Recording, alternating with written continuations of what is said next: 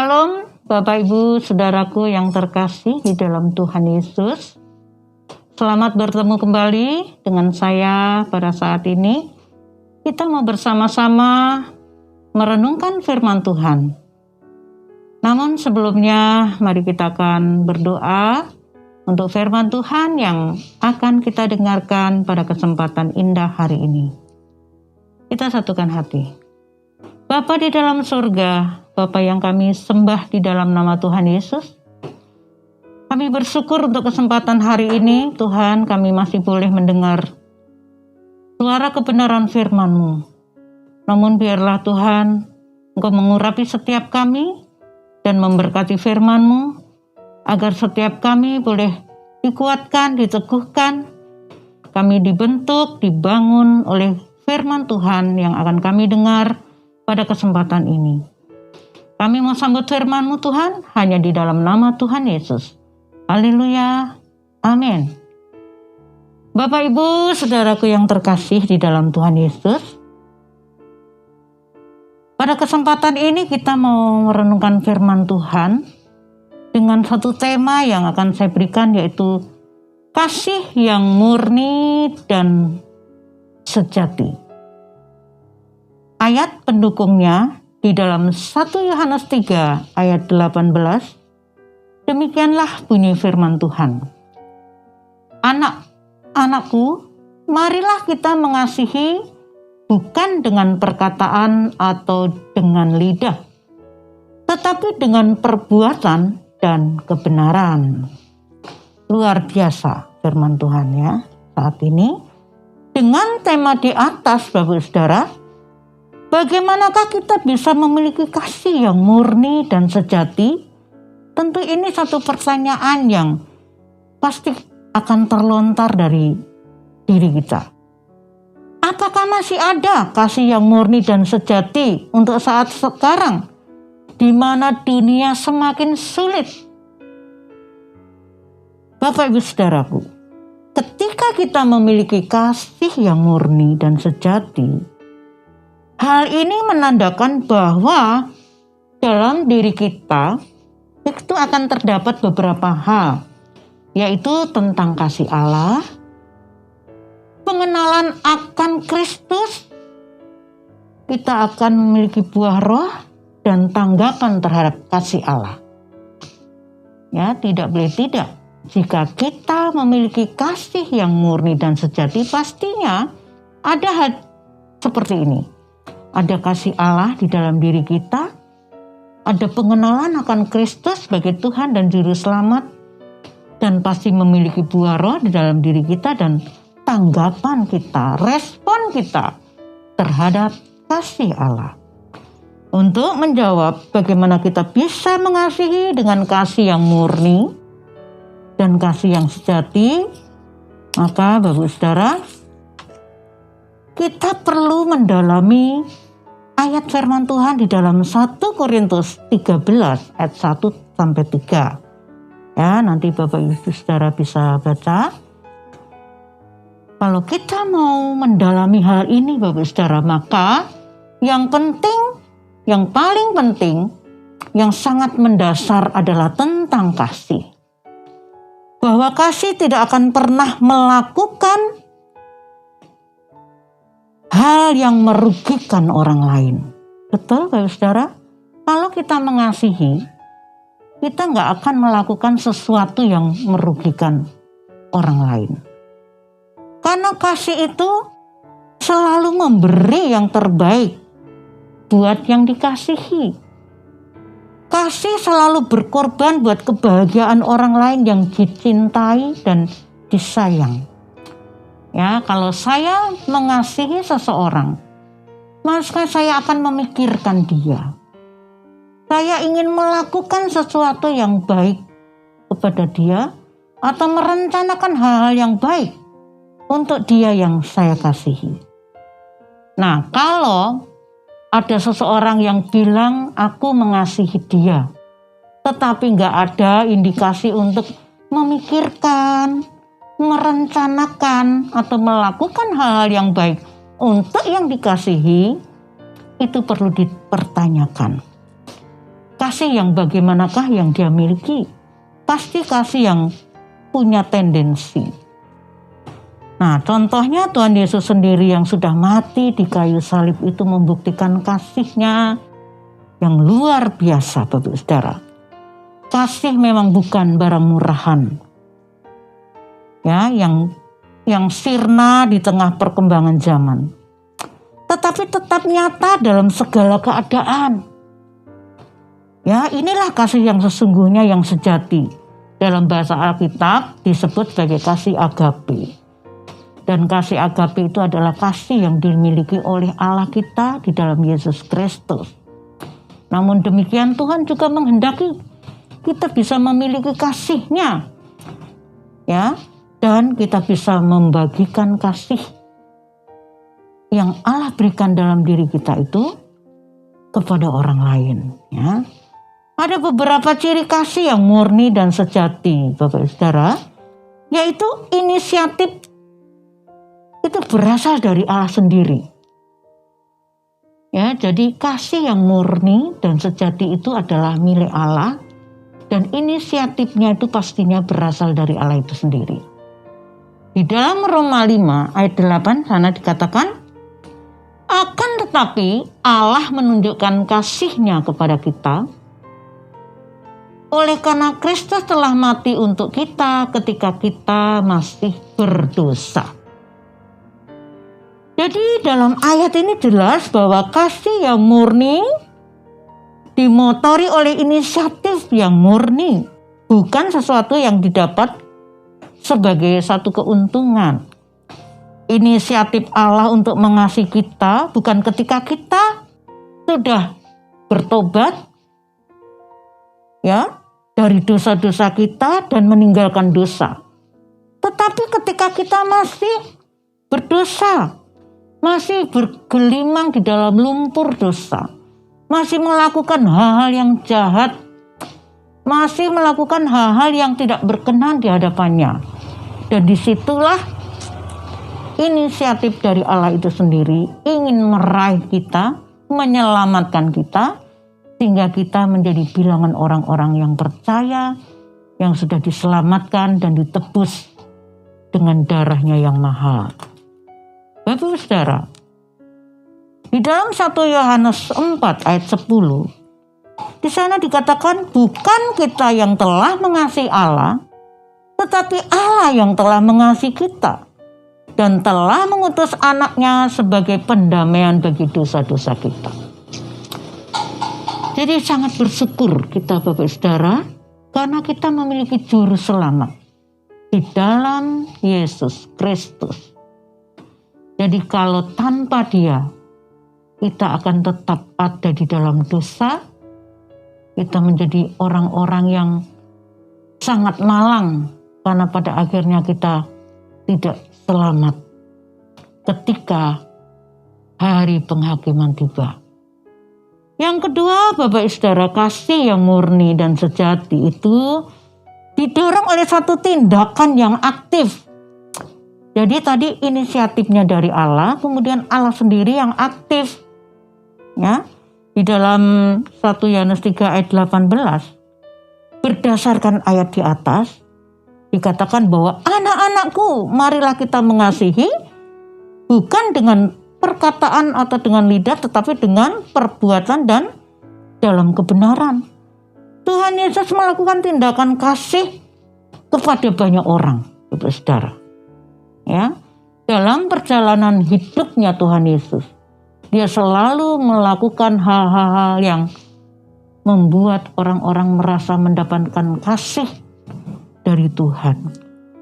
Apa saja yang dilakukan Tuhan, tindakan apa saja, yaitu Dia telah menyelamatkan jiwa banyak orang, termasuk saya dan saudara, menyembuhkan orang sakit, mengampuni orang yang berdosa, mengusir setan. Inilah tindakannya, ya, tindakan yang Tuhan lakukan meskipun Tuhan ditolak, teraniaya, dihina, diolok. Tapi Tuhan mengampuni dan selalu melakukan tindakan-tindakan yang baik untuk banyak orang, untuk jiwa-jiwa supaya diselamatkan. Dan tentunya kita sebagai anak Tuhan yang sudah diselamatkan, yang sudah menerima tindakan kasih daripada Allah itu. Jadi pertanyaan yang harus kita jawab adalah, apa tindakan kita, balasan kita kepada Tuhan Yesus yang sudah mengasihi kita sedemikian? Yaitu kita harus mengiring Dia, mengasihi Dia, mengikut Dia, ya, dengan sepenuh hati, melakukan segala perintahnya. Yang bisa kita lakukan saat ini adalah kita memuji, menyembah Dia, mengagungkan Dia, menjadikan Dia itu Tuhan dan juru selamat satu-satunya di dalam hidup kita, bukan salah satunya. Hanya Dia juru selamat kita. Sebab pada firman Tuhan yang mengatakan di bawah kolong langit ini tidak ada satu nama yang di dalamnya Dia bisa menyelamatkan kecuali Tuhan Yesus. Ya. Jadi mari kita mengasihi Dia dengan sungguh-sungguh, dengan cara mentaati firman-Nya, melakukannya di dalam kehidupan kita sehari-hari. Dan tentunya kita juga mengikuti keteladanannya, di mana Tuhan rindu untuk jiwa-jiwa diselamatkan. Kita pun juga harus rindu keselamatan yang Tuhan berikan kepada kita itu juga kita bagikan. Kita ceritakan Yesus Kristus sebagai Tuhan dan Juru Selamat. Kita peduli terhadap keselamatan jiwa orang lain. Siapakah orang lain itu? Ya mungkin saudara kita sendiri, keluarga kita sendiri, istri, suami atau anak-anak kita sendiri dalam keluarga kita. Mereka yang belum selamat, yang masih di luar Tuhan, mari kita jangkau. Kita beritakan Yesuslah Juru Selamat satu-satunya. Yang ketiga, Bapak Saudara, yaitu kasih yang murni dan sejati itu, yaitu peka terhadap orang lain, memiliki kepekaan. Di dalam Filipi 2 ayat 4 di sana dikatakan, dan janganlah tiap-tiap orang hanya memperhatikan kepentingannya sendiri, tetapi kepentingan orang lain juga. Nah ini saudara, banyak kali orang-orang itu hanya peduli terhadap dirinya sendiri. Jadi tidak mau tahu tentang orang lain. Ya. Bentuk kasih yang murni dan sejati adalah dilihat dari kepekaan kita terhadap orang lain. Ada respon terhadap keadaan di sekeliling kita. Kepada orang-orang yang kurang beruntung, yang mengalami kesulitan hidup. Karena kasih itu bukan semata obrolan, bukan semata-mata bacaan atau puisi, bukan teori Bapak Saudara. Tetapi kasih itu adalah sebuah praktek yang nyata. Orang ngomong aja, aku mengasihimu, aku peduli sama kamu, tapi tidak berbuat apa-apa terhadap perkataannya itu terhadap orang yang kita omongin seperti itu, yaitu nol. Ya, jadi kasih itu harus kita lakukan. Ada tindakan seperti yang Yesus lakukan. Bapak Ibu saudaraku yang kekasih, kepekaan ini bukan soal mata memandang, tetapi tangan dan kaki yang bertindak, ya, mengulurkan tangan kepada mereka. Jadi kasih yang bertindak itu bukanlah dimiliki orang-orang yang egois, yang individualistis, ya, yang berpusat hanya kepada diri sendiri atau egosentris tadi. Tapi yang punya kasih itu akan peduli dan peka terhadap orang-orang yang di sekitarnya, sekelilingnya. Contoh kecil saja Bapak Saudara. Ketika mungkin ada seorang yang pemuda yang masih gagah naik di kendaraan umum, ya, di bis kota lah mungkin ya. Dia dapat tempat duduk yang nyaman, tapi kemudian ada datang bapak-bapak yang sudah tua atau ibu yang sedang mengandung. Orang yang memiliki kasih pasti ada kepekaan. Dia tidak akan pura-pura tidur seolah-olah nggak tahu kalau ada orang yang lebih tua yang harus kita utamakan. Tetapi pasti dia akan mempersilahkan dan memberikan tempat itu kepada bapak yang sudah tua ini tadi atau ibu yang sedang mengandung. Dan dia mengalah untuk berdiri. Ini adalah satu bukti memiliki kepekaan. Contoh yang lain Bapak Saudara. Kalau misalnya ada seorang ibu yang memberi minuman atau sepotong roti kue kepada seorang yang suka ambil sampah di rumahnya. Contoh ya, setiap minggu itu di tempat saya ada 3 kali bapak-bapak itu mengambil sampah itu ya untuk dimasukkan di mobil, dan kita senang tentunya ya karena halaman kita pastinya bersih, nggak ada sampah yang suka mengundang laler atau penyakit gitu ya.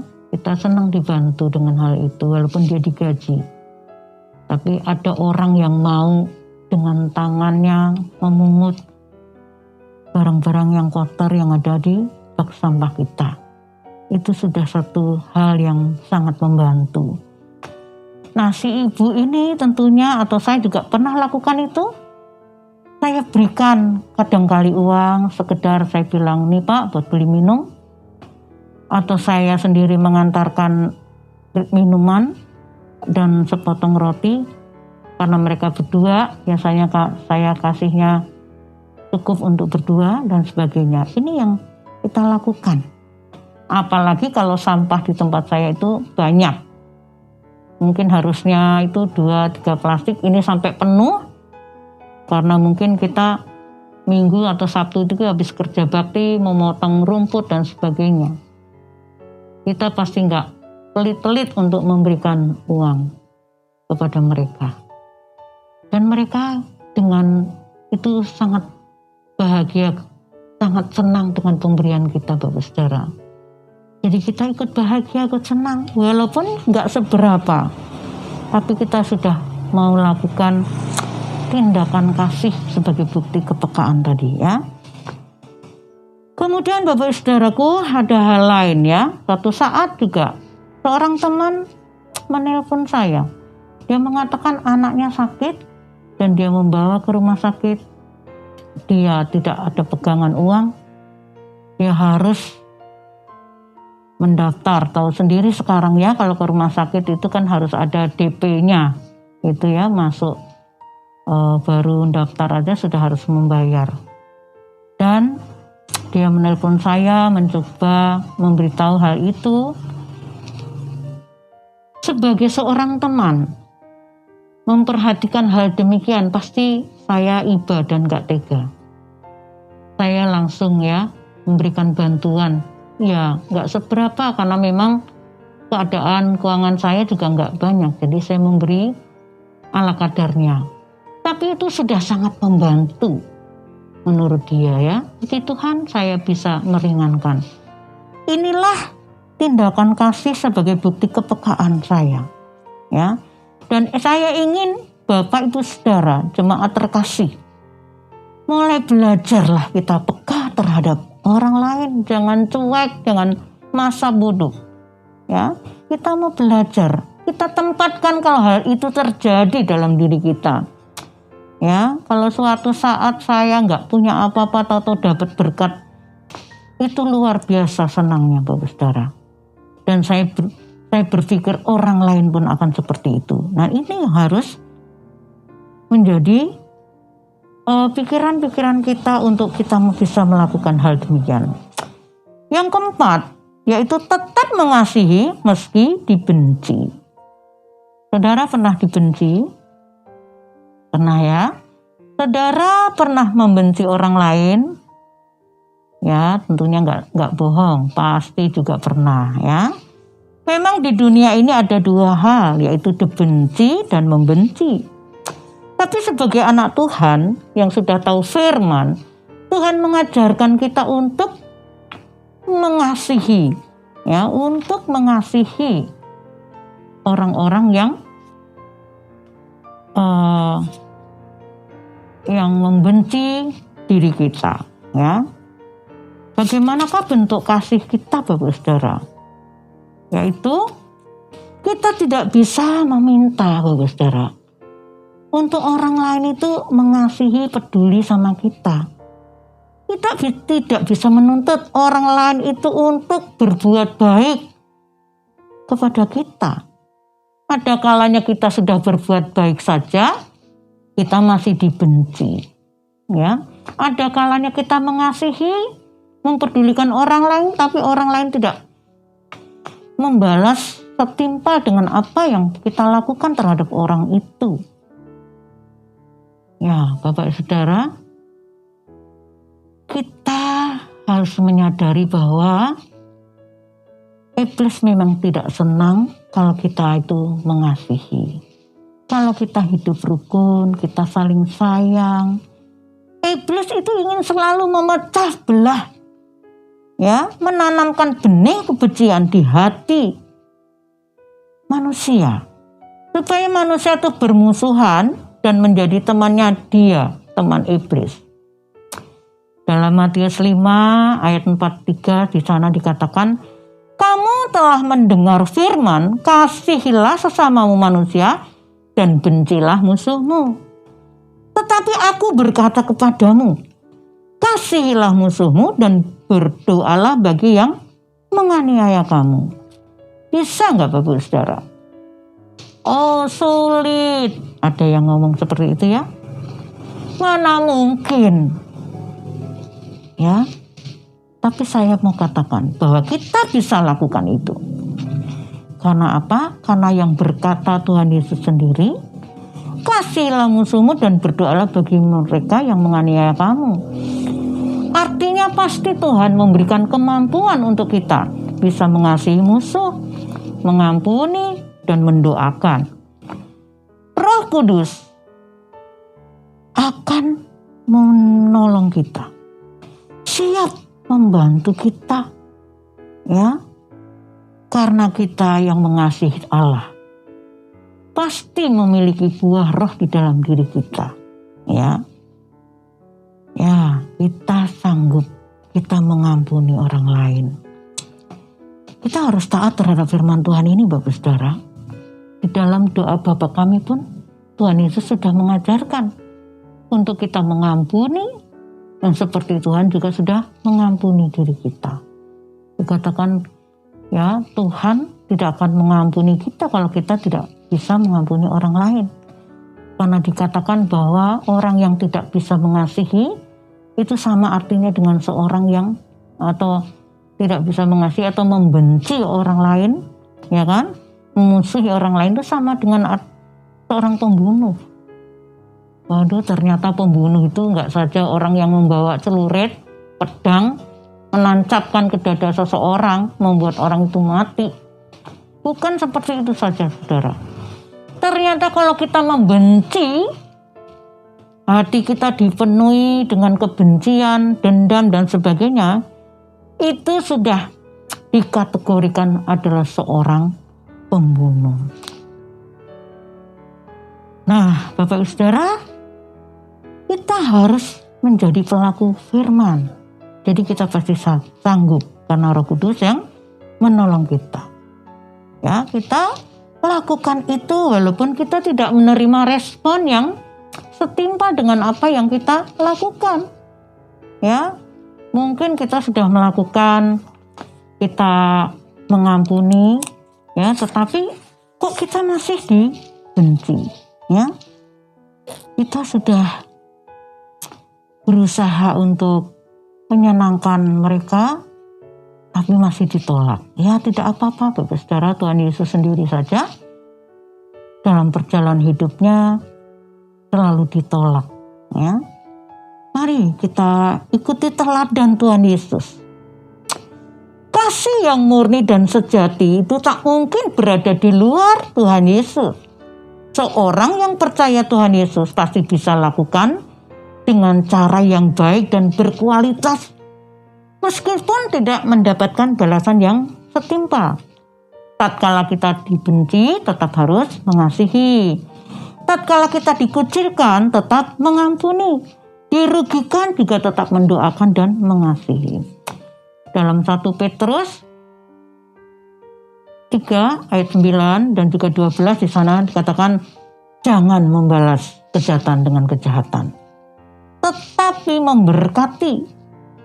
Dan mata Tuhan itu tertuju kepada orang-orang yang benar, telinganya kepada orang-orang yang minta tolong. Mari posisikan diri kita adalah orang-orang yang benar, yang melakukan firman Tuhan dan menjadi berkat buat banyak orang, ya. Amin. Untuk firman Tuhan pada kesempatan hari ini, biarlah Tuhan bekerja di dalam hati kita masing-masing, supaya apabila kita belum bisa menjadi pelaku-pelaku dari apa yang firman Tuhan saat ini sudah kita dengar, Roh Kudus yang akan menerangi hati kita dan membantu kita untuk kita bisa memiliki kasih seperti kasih Tuhan, kasih agape, kasih yang murni dan kasih sejati.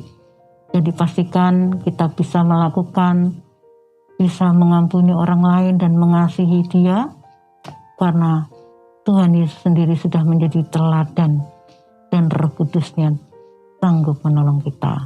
Puji Tuhan, Tuhan Yesus memberkati. Saudara, saatnya kita akan mengikuti perjamuan kudus. Bapak Ibu sudah menyiapkan tentunya yang di rumah, menyiapkan anggur dan roti. Ya, kalau sudah, hari saya akan tuntun, kita akan menikmati perjamuan ini. Namun sebelumnya kita akan berdoa untuk perjamuan yang akan kita terima hari ini.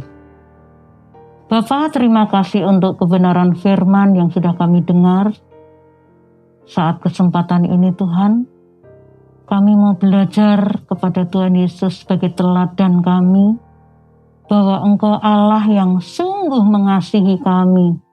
Engkau mengampuni kami, dan darah-Mu yang sudah tercurah di kayu salib membuktikan kasih-Mu yang luar biasa. Saat ini kami mau memperingati Tuhan, hari kematian-Mu Tuhan. Kami mau minum tubuh dan darah-Mu untuk memperingati pengorbanan-Mu di kayu salib. Kiranya Engkau memberkati tubuh dan darah-Mu ini Tuhan, sucikan dan kuduskan, supaya kami boleh bersekutu dengan Tuhan. Kami menyatu dengan Tuhan, sehingga kami boleh memiliki karakter Kristus di dalam hidup kami. Kami mau sambut perjamuan ini hanya di dalam nama Tuhan Yesus. Baik Bapak Saudara, saya akan bacakan firman Tuhan. Karena itu saudara-saudaraku yang kekasih, jauhilah penyembahan berhala. Aku berbicara kepadamu sebagai orang-orang yang bijaksana. Pertimbangkanlah sendiri apa yang aku katakan. Bukankah cawan pengucapan syukur yang atasnya kita ucapkan syukur adalah persekutuan dengan darah Kristus? Amin. Bukankah roti yang kita pecah-pecahkan adalah persekutuan dengan tubuh Kristus? Karena roti adalah satu, maka kita sekalipun banyak adalah satu tubuh, karena kita semua mendapat bagian dalam roti yang satu itu. Mari kita angkat roti.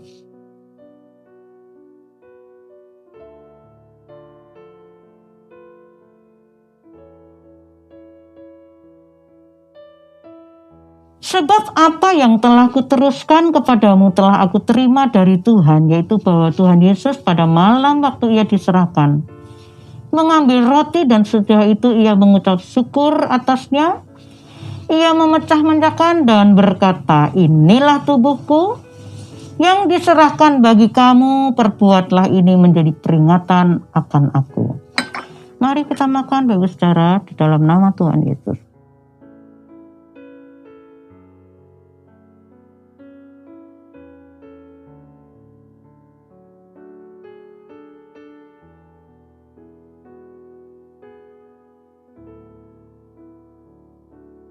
Makasih Tuhan. Mari ambil cawan. Kita angkat cawan tinggi-tinggi. Demikianlah juga ia mengambil cawan sesudah makan. Lalu berkata, cawan ini adalah perjanjian baru yang dimeteraikan oleh darahku. Perbuatlah ini setiap kali kamu meminumnya menjadi peringatan akan aku. Mari kita minum dalam nama Tuhan Yesus.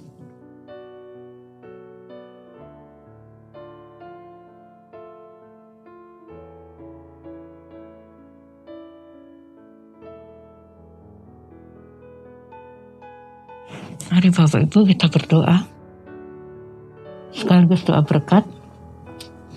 Tuhan terima kasih kalau kami boleh meminum darah dan memakan tubuh-Mu. Terima kasih Tuhan.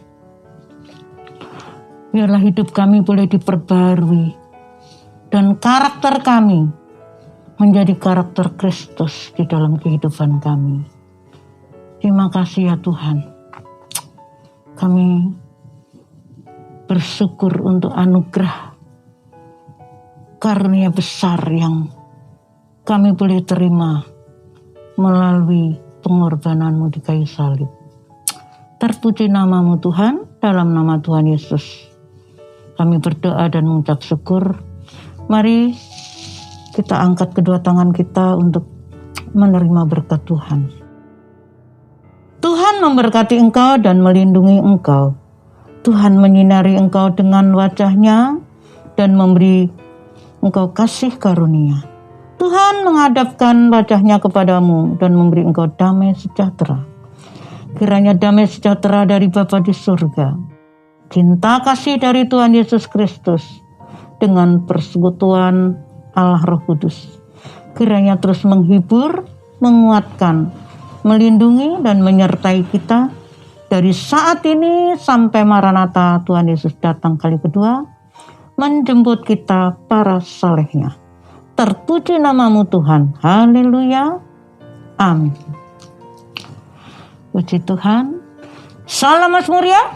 Yes, maju terus.